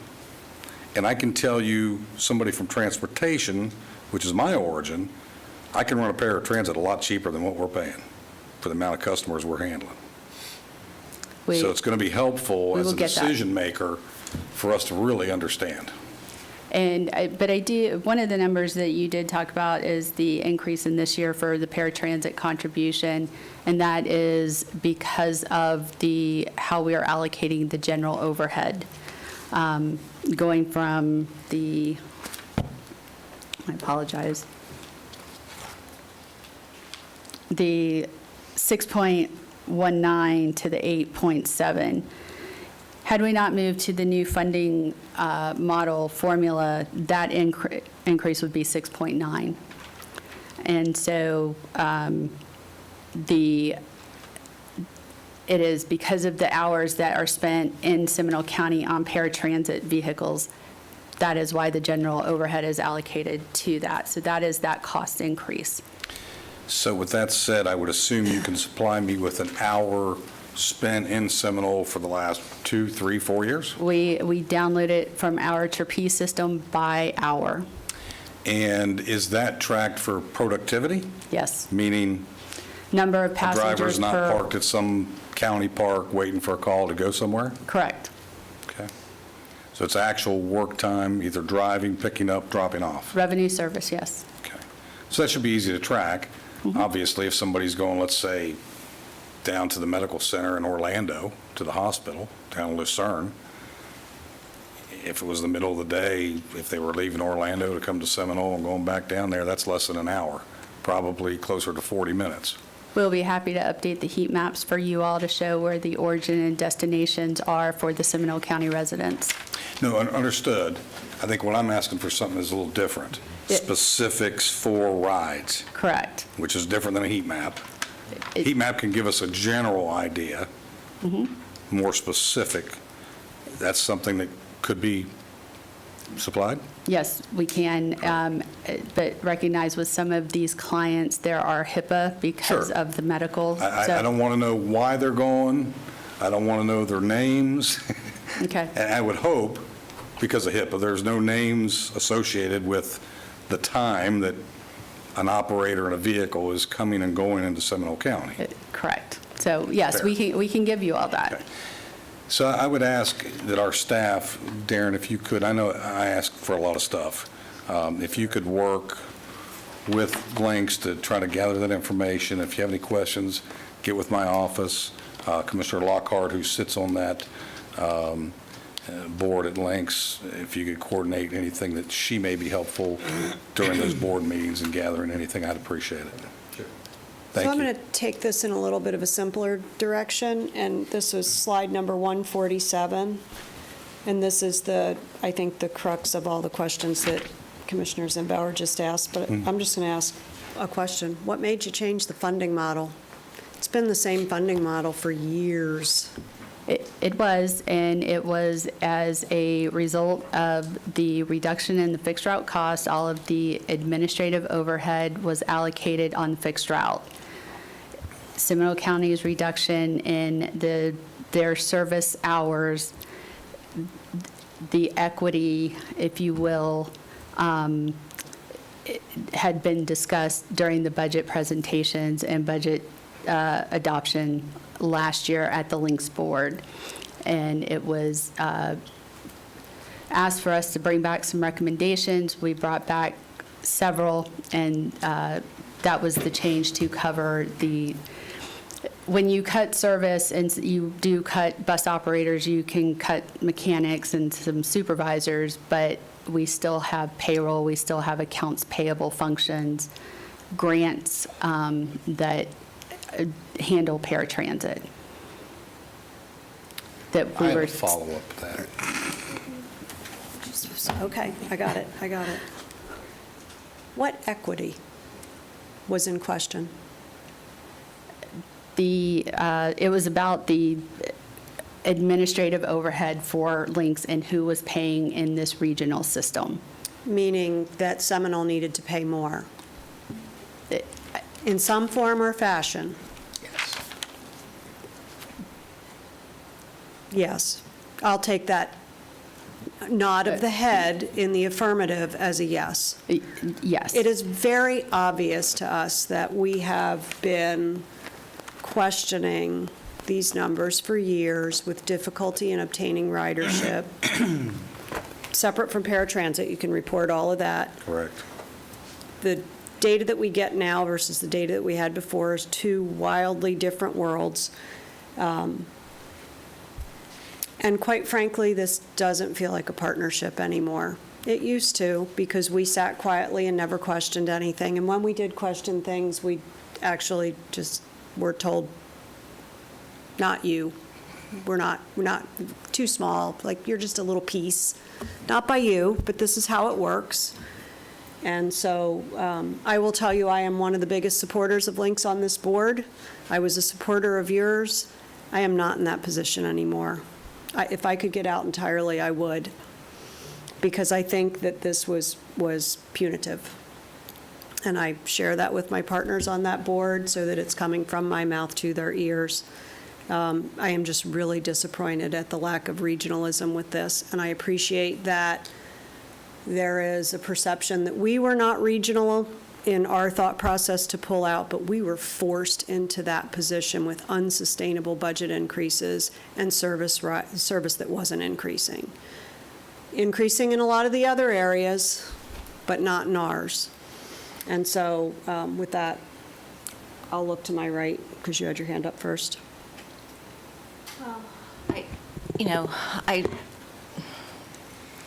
Regionalism is ideal when it works.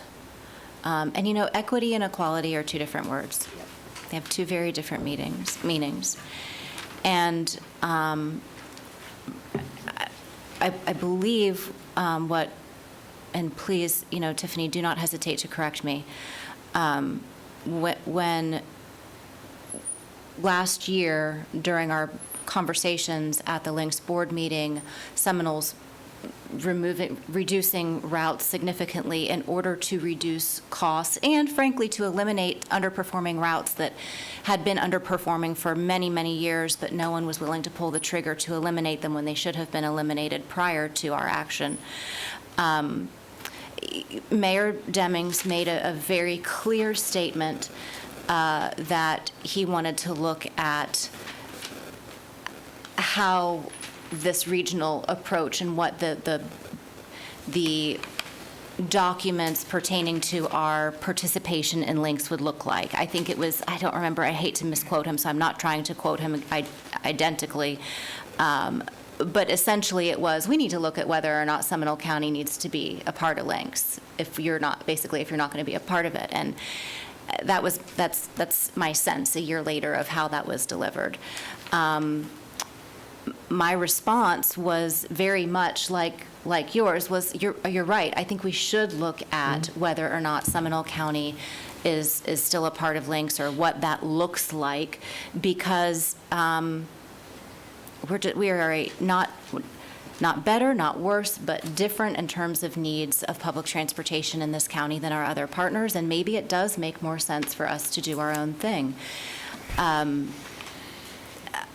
I do believe, putting all the cards on the table, that we need to prioritize this next legislative session and upcoming sessions to talk about legislative language changes that moves us from being required to participate in the Central Florida Regional Transportation Authority to may. The shall to a may would give us much greater flexibility. I think that's something that we really need to talk about seriously, because just like on other regional boards that we participate on, we are the minority vote, and we are regularly outvoted against our interests, right? And I know, Mr. Jex has done a wonderful job representing our board on the Finance Committee. He speaks his mind, he shares his perspective from Seminole County's perspective, and it's not taken into consideration because it just doesn't matter. We will be consistently outvoted. So even if we want to contain costs and make recommendations for how to do that,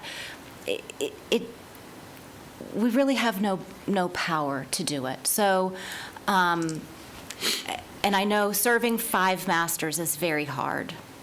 4. How many of us are there?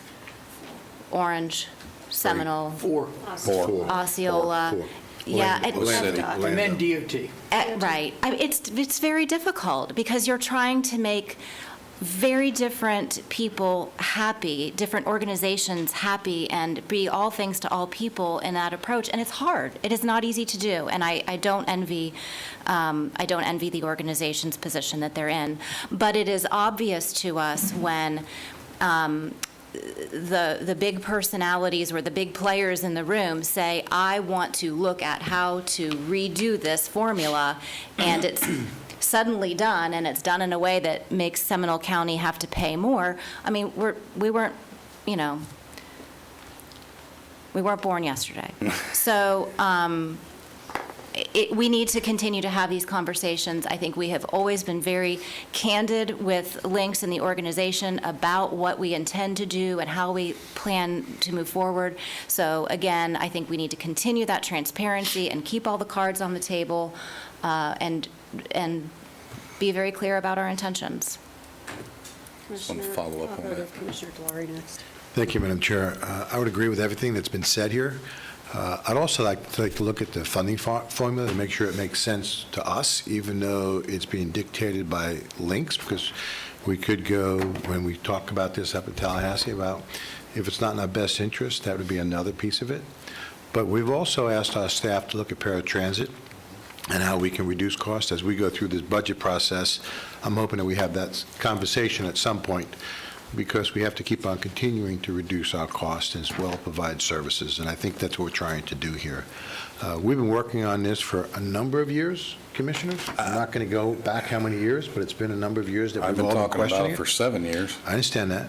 And, you know, a dollar can always be spent one time, as Commissioner Henley always talked about. And the dollars are getting very limited.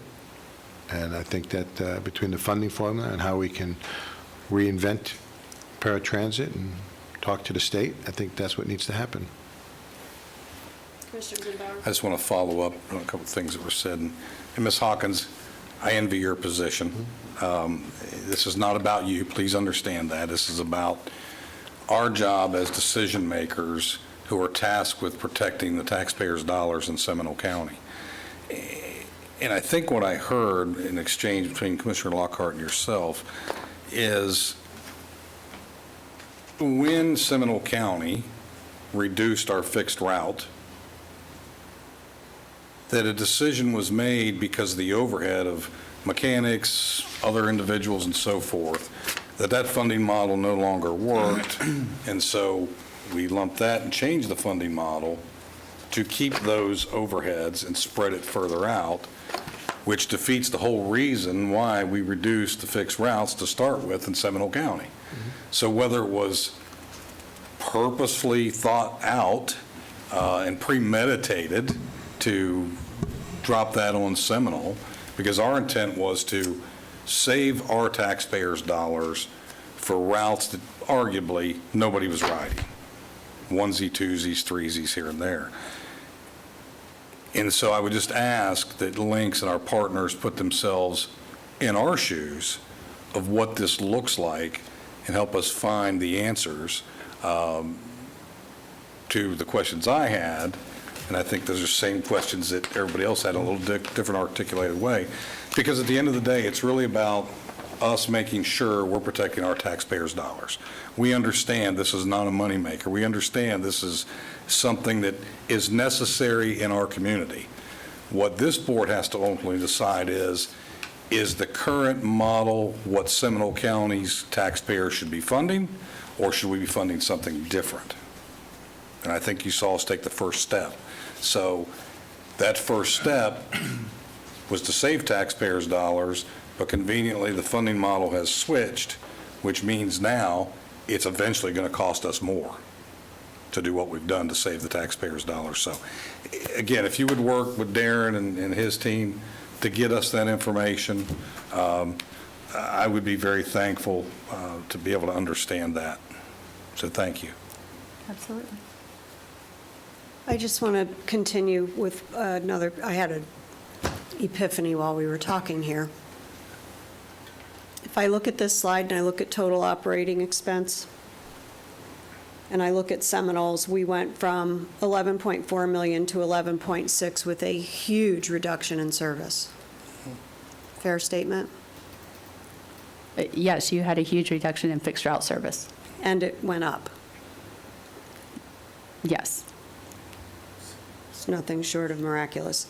And Osceola County went from 16.3 million to 19.5 million. So presumably, had the model not changed, Osceola and Orange, that went from 92 to 105, they would have gone up higher Now, had the funding model not changed, Osceola would have been reduced. Seminole and Osceola were in the same, but yes. So they got hurt as well. Yeah, Osceola did, But their service stayed, so they're paying more, but they didn't decrease service. We're paying more and we decreased service. yes, that, And so Orange benefited. that is a way to look at it. Yeah, It's the only way we're going to look at it. that's the way I've been Case looking at closed. it. Didn't go to law school, don't want to be a lawyer, but case closed. All right, Commissioners, any other questions? Hearing none, we appreciate you being here. Yes, thank you. All right, we will follow up with that information. Thank you. Thank you. All right, we have come to the public comment portion of the program. We have a public comment? Oh, I see a yellow form. If you have a public comment and you know better, don't hold on to your form. You better get it up there.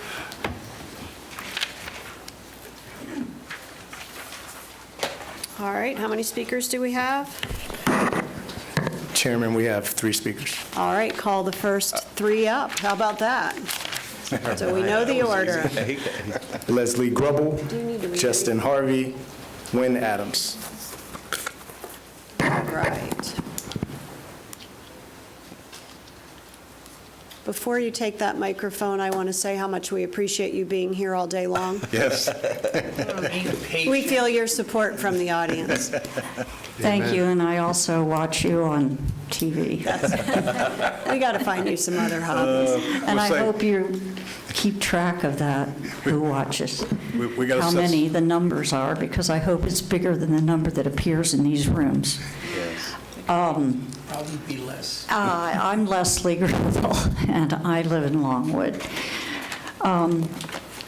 As an individual citizen, I stand against the proposed amendment to raise our homestead exemption rate.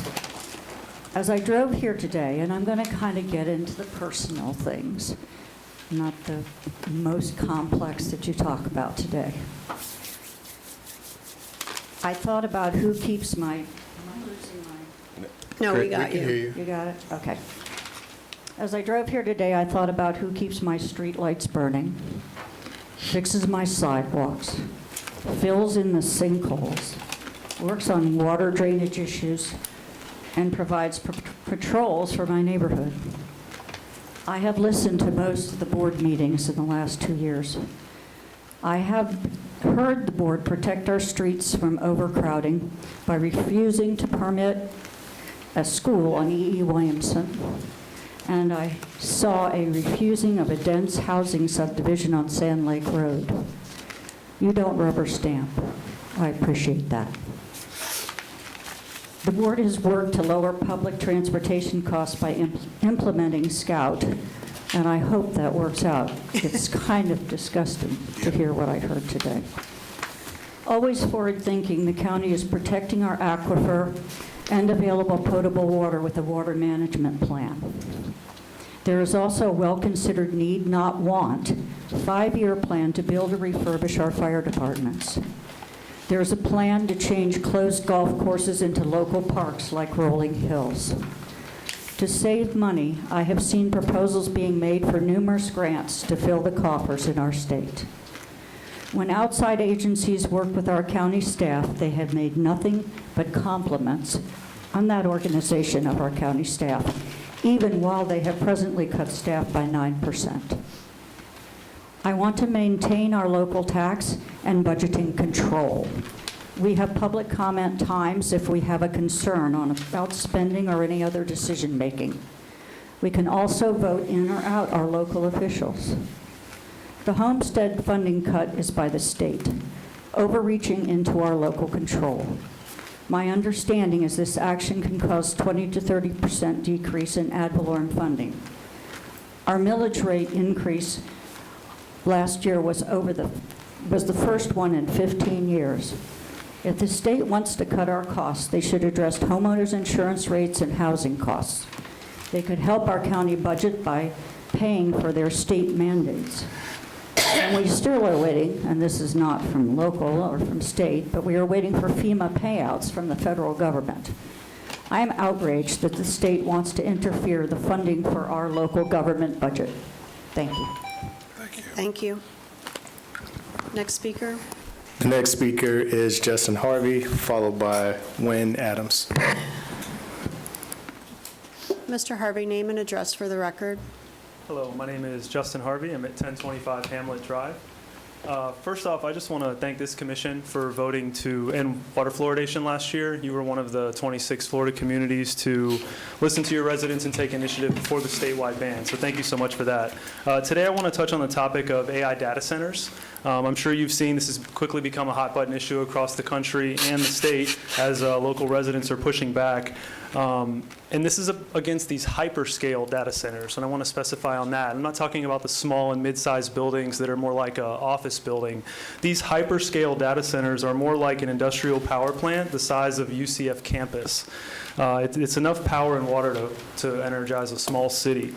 The first hyperscale data center in Florida was quietly approved in Fort Meade, and residents were furious. And to avoid getting blindsided in Lakeland, 50 residents came to their next meeting and are saying no to their proposed data center. And it's not just brewing in Polk County. There have been discussions happening all over the state. I think Hernando and Citrus have already passed moratoriums, a one-year ban on data centers, so they can further evaluate the environmental and health impacts to their residents. Escambia and Lake County have also announced they're in the process of doing the same. And that's why today I'd like to request that Seminole County look into drafting and passing a one-year moratorium on hyperscale AI data centers in our county to make sure that they don't sneak one in on us. The last thing I want to see is our untouched Oviedo, Geneva, or Chuliota, what we have left of them, get smacked with an AI data center in it. You know, they have no benefit. It's going to strain our water and our energy. And if you haven't heard, these mini-sized facilities are so massive, they produce a 24/7 hum that you really can't escape. So just imagine what that's going to do to the residents and wildlife living nearby. So let's protect our residents and get out in front of this issue, just like you all do with many things, and go ahead and put a ban on these things. Thank you so much. Thank Yeah, you. I've got a comment on that, if you don't mind. Commissioners Inbound. The good news is there's no property in this county to be able to do such a thing. Even out in Geneva, it's protected. Awesome. We're glad to hear that. Thank you. That's my district, so as long as I'm breathing, it's not going to happen. You don't live in Tallahassee, sir. But I might be. Could I just, for a Thank moment, could we have staff look at that and just see what that would entail? Is it even a possibility to do a moratorium legally? I don't believe we've ever done a moratorium in this county for anything. Not that I don't want to learn about what that would look like, but I don't have the information if that's something. I mean, just off the cuff, without doing any research, we're really constrained in what we can do because of Senate Bill 180. Okay. Okay. If that's the answer, if you just give us that answer, that'd be awesome. Well, and it would be good to understand how others are doing it, or are they doing it despite? Yeah, and maybe they're not in the path of the storm, you know, part of the moratorium or yes. part of the Path of the restriction storm. had to do with how close you were to the eye of the storms over the last few years. So they might have a different analysis, but we'll definitely look at that. Thank you. And even though the state's priorities are in other directions, what the state is or is not doing, because they were trying to, or some people were trying to address this year, this issue this year, and they did not. I can also say that the National Association of Counties and others are doing a lot of research on this because of the, as you said, sir, and rightfully so, that this has become a strain on the resources of counties, so much so that Virginia is in a really big situation, troubling situation right now, because they all want to be centered around the Washington-Baltimore area. And not to mention the load on the power grid. Thank you for being here, sir. Thank you. All right, next speaker. Yes, just a comment on that. There is Time is talk. ticking, though. His time is Yes. ticking. Okay. Wynn Adams, 646 Fellowship Drive, Fern Park, Florida. With regards to what you were talking about, these centers, that'll probably be turned into a federal issue. That's unfortunately I think will happen. I have a because lot of belief the federals. they take so much power. Anyways, the reason why I'm here is it's about my favorite subject, the indoor sports complex. I sent a letter to the clerk, and I'll just quickly read it to you, and I'll provide this for you. It says, I have heard the Seminole County Commissioners are planning on building an indoor sports complex near Sanford Airport. The estimated cost is around $175 million. How does the county commission plan to pay for the indoor sports complex? Will they borrow the money, tax the Seminole County property owners, raise the county sales tax? Please provide me with information about this issue. Regards, Winfield Adams. And I'm just asking that question as to when hopefully I can have a written response. You sent it to the clerk. I sent it, and they forwarded it to the county. They should Just have. send it to us. I never saw You it. want to know? Yeah, I've never I can seen follow it. up with Mr. Adams. Yeah. if you Because will. you went through that completely with Tim, with you sitting there, Mr. Adams, as to how we were going to pay for What it. I'm asking for, Commissioner, is I would like a written response to my email. We'll get you a written response. I really appreciate that. Mr. Adams, in the future, if you want an answer from us, please send it to us directly. Okay. I mean, we're here to help. Oh, We're here I at your fully understand. service. The reason why I did it, though, is the clerk of the court is also the comptroller. And I thought, under those circumstances, they would have that type of information, knowing that they would not make the decision, but they would have access to that information. Did you get an answer from him? No, what I got was that they would forward it to him. Let me read what they said. The clerk of the office is in receipt of the public records request below. Please note that ordinarily the County Office of Management and Budget, OMB, determines the funding sources to be used for expenditures. As such, your request has been forwarded to the county OMB for review and response. So the county OMB is us. So send it to us in the future. We'll be glad to help you. I will appreciate that information. Thank you. Have Madam a great Chair. day. Thanks, Lynn. Yes. Since this isn't for you, Mr. Adams, Pardon? my question is not for you. Oh, okay. Thank you. Since it's out there and that we have a dangling participle now, if we could, Mr. Jex, for the benefit of the public, could you quickly summarize where the funds are coming from for the indoor complex? I will mention that the email that came to me, it was not a public records request, there was It's no not. public record, it was a question, so we sent it to the county manager, and we're responding now. But the county has the new tourism improvement district, that's a new revenue that we've discussed internally about potentially bonding that, pledging that revenue. The county has sales tax funding that we've discussed putting towards the project. And Wynn's question, the county's not intending to put any general fund dollars, so it's tourism funding and sales tax funding that we've discussed using for the project. Great, thank you very much. Madam Chair? Commissioner Delory? Thank you, Madam Chair. Darren Gray, I know you're the county manager, obviously, but we've had quite a bit of conversation on this topic. Can you make sure that all departments that have, all the meetings that we've had regarding this are in that memo so that they know that we've been having this conversation, not just once or twice, but ad nauseum? And they can actually give the time and the minutes of where those conversations took place so they can actually see the full conversation, Madam. Absolutely. Thank you, Madam Chair. Yep. Good point.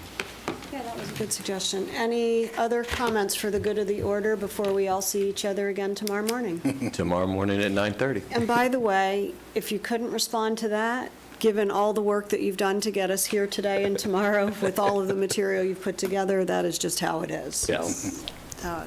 good prioritizing. And All right. That's all we have for All we today. have, meeting adjourned. Thank you.